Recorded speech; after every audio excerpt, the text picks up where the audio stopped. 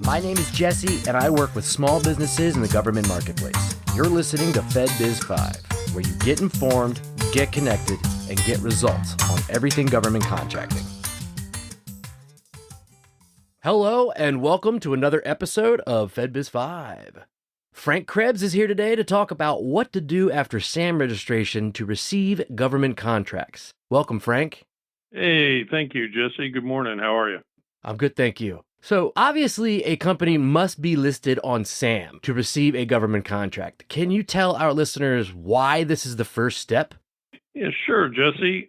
First of all, with the SAM record, and when I say the SAM record, I'm also including the DSBS, which is the Dynamic Small Business Search feature at SBA. And with that, those records pretty much contain all of the information that the government needs to award government contract to a vendor.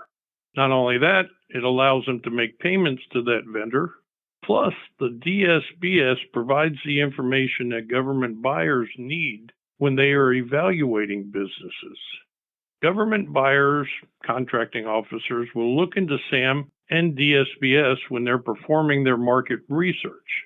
They also use this feature to identify vendors for items such as micro purchases, which are small credit card purchases, typically under $10,000. And they use this information as part of their evaluation process on firms prior to a contract award. Now, additionally, it's very important to optimize your SAM profile and your DSBS. What this does is ensures that all of your information is synced up and is visible to the government.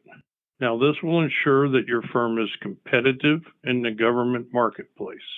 Thus, your SAM and DSBS profiles have really become your first step in the process that we refer to as your government readiness level. Excellent. Great information. My next question is, what are the next steps that a business should be taking? Okay. The next step for a company at this point would be to create a corporate resume.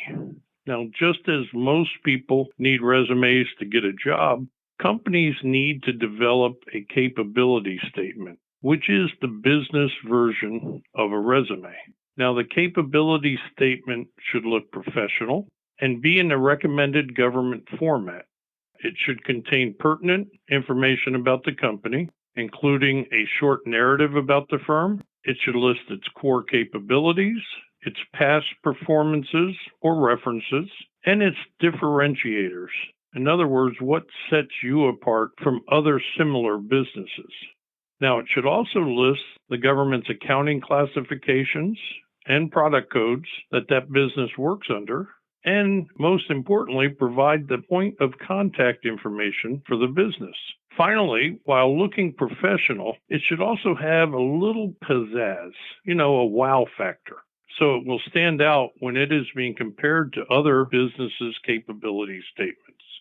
Now, once you develop your capability statement and have it available, it's now time to turn your attention to targeting one or two government agencies that you will want to focus your marketing attention on. Okay, thank you. So when you say focus on a government agency or two, what do you mean by that? What I mean is that you need to do research. You need to research the one or two agencies that definitely have a history of purchasing the products or services that are under your core competency. And if it's service work that's required, you know that you can perform those services and you can do so where that agency is based and located. Now, there's many ways to determine which agency or agencies would provide the best fit for your business. But what you want to do is just focus on one or two agencies initially. Trying to focus on a dozen, 20 different agencies only dilutes your ability to reach out to them, to build relationships, and actually begin work with that agency. But just begin thinking about this. And in some cases, it may be rather obvious, such as if there's a military base located within a few miles of your business operation.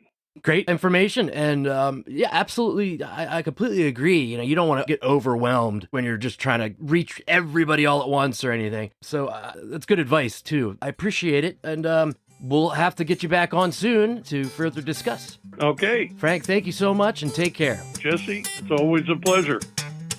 This concludes this week's episode of FedBiz 5, where you get informed, get connected, and get results. Today's podcast is sponsored by FedBiz Access, government contracting made simple. Visit them at fedbizaccess.com or contact them at 888-299-4498.